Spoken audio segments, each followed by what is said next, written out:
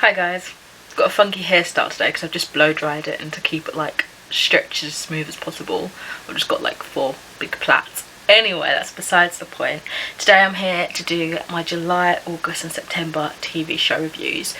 First off, I didn't really watch anything or complete any seasons in September, so it's really just July and August. And one of the things is a review that I'm going to be saving for a different video at a later date, because I'm hoping to do like cartoons and animes that I've recently watched, although I have yet to watch any more currently. I've been mainly reading and getting through some chunkier books and completing series off of my TBR, so if you're interested in any of that, feel free to check out my other like bookish related videos. So I'm hoping that this is going to be a relatively shorter, snappier, straight to the point kind of video. So starting in July, I only watched one thing, and this feels like an age ago to be honest, but that was Doctor Who season 12, and I gave it a 3.5 stars.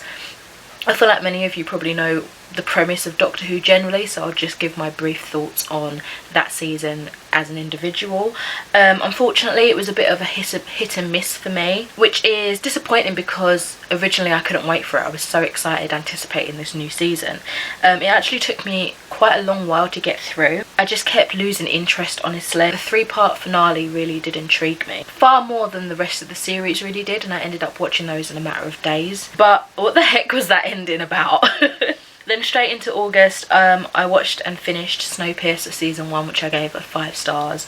Wow, this is based on the movie of the same title, which I feel like I've seen a little bit of, and I tried to watch fully after completing episode 1 just to kind of get more of a backstory on it, but it wasn't on Netflix anymore, which was frustrating. Basically, this series runs on a theme of Earth freezing over due to climate change and just carelessness, human carelessness regarding global warming warnings, and everyone has to stay on this like Wilfridge train, who is the creator of the train, called the Snowpiercer, and can't stop moving. It has to continuously be doing this big circuit for them all to survive, basically. It is such an interesting concept, and the idea and the premise of the world freezing over isn't really that much of a far-fetched one. I mean, we've obviously had the Ice Age in the past, and you know, with the way global and climate changes are happening at the minute, it's not that far-fetched at all, to be honest. It's crazy what the world can do and how fast it can do things, especially with the stupidity and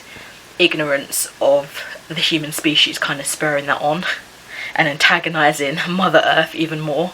So I did have this wonder how the richer areas of the train, that honestly was supposed to be all the areas of the train until some lucky rebels managed to force their way on before the whole thing locked at the beginning of this whole thing, was able to get modern, so to speak. And it sounds silly to say that, like I can't fully express what I'm trying to explain, but I wasn't sure how the community could sort of grow like that in such limited conditions, if you know what I mean. No trading, where's all the other resources coming from, that sort of thing. But yeah, that's just one thought that was sort of at the back of my head constantly. Like I couldn't understand how they were developing in those sort of regards. But generally, yeah, this was amazing. I felt like as the plot was turning, Leighton, our main character, I know I've not really spoken about characters, really started feeling the weight of everything. Right in the thick of it. Basically, Leighton, he's kind of the ringleader of the rebels, but he was a police officer back before kind of classes were changed and all these sort of things happened. And there's an investigation going on the train. It's basically like a murder mystery, and they need his help to kind of solve it. The ending was absolutely amazing, and I found that it tackled so many like morality topics. It was entertaining, thought-provoking, and completely scary at how believable it is and could be. Definitely sequel bait, and I'm really looking forward to the direction the second season will probably take, or it looks like it would take. Though personally, I also feel like it could have comfortably ended in that second to last episode. Then I have a review for The Amazing World of Gumball, Darwin's Yearbook, which I gave a 5 stars, but I'm going to talk about that in that video that I mentioned at the beginning of it. So swiftly moving on to the last thing that I watched. Wow, this is a really short video, but that was Umbrella Academy season 2, which I gave a 5 stars. So Umbrella Academy, originally written by Gerard Way, who is the lead singer of the band that I loved and still do love, My Chemical Romance.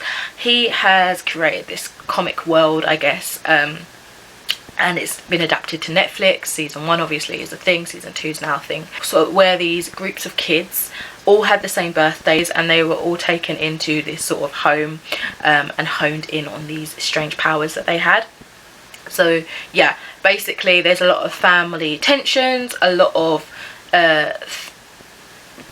brothers and sisters all over the world and all over the place, and yeah, also the inevitable doom of Earth as the world's about to end. So the apocalypse is coming, and one of the siblings has to kind of bring together everybody to try and stop it.